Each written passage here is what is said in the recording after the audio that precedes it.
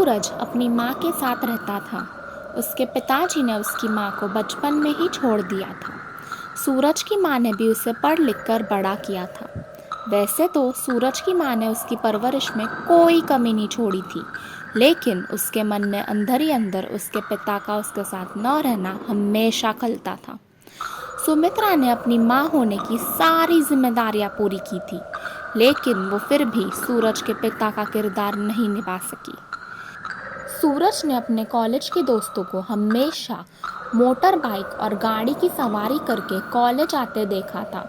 तब से सूरज का भी एक ही सपना था कि वो अपने जीवन में एक गाड़ी खरीद सके।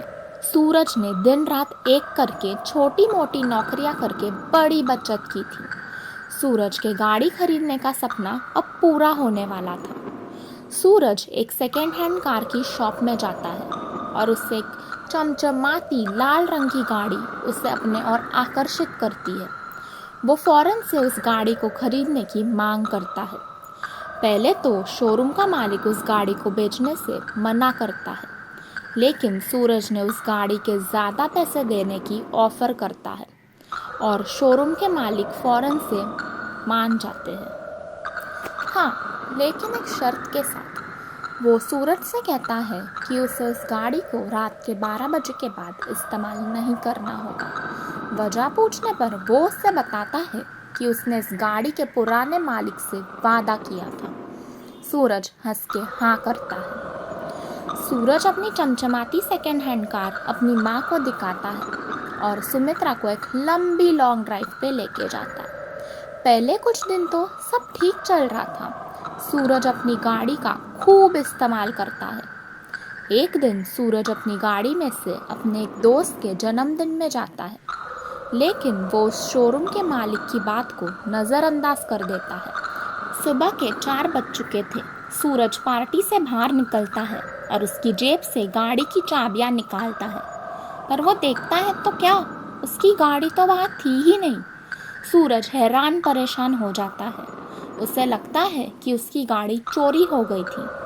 वो घर जाने का फैसला करता है और सुबह होते ही पुलिस में शिकायत करने का फैसला करता है। सुबह के तकरीबन 5 बजे वो घर पहुंचता है और वो देखता है तो क्या, उसकी गाड़ी वहीं खड़ी होती है, पार्किंग लॉट में। किसी दिन उसकी गाड़ी रात के 12 बजने के बाद खुद अपने पार्किंग में जा पहुंचती, तो कभी गाड़ी के अंदर पड़ी बियर की बोतलें बाहर फेंक देती, कभी रात को अचानक से गाड़ी का रेडियो शुरू हो जाता, तो कभी वो गाड़ी के टायर अपने आप ही साफ हो जाते। सूरज की तो बस हो चुकी थी। उसने फैसला कर लिया था कि वो रात के 12 बजे उस गाड़ी को बाहर लेकर जाएगा और पता लगाएगा कि आखिर ये सब कर कौन रहा था। सूरज गाड़ी चला के जंगल की तरफ जा पहुंचता है। 12 बजते ही गाड़ी का स्टीयरिंग व्हील अपने आप चलने लगा। गाड़ी की रफ्तार बढ़ गई थी, लेकिन वो इस बार अपने पार्किंग लॉट पे नहीं, बल्कि ज़ोरों से खाई की ओर बढ़ने लगी। सूरज की लाश खाई से बरामद हुई। उसकी माँ फूट फूट कर रोई।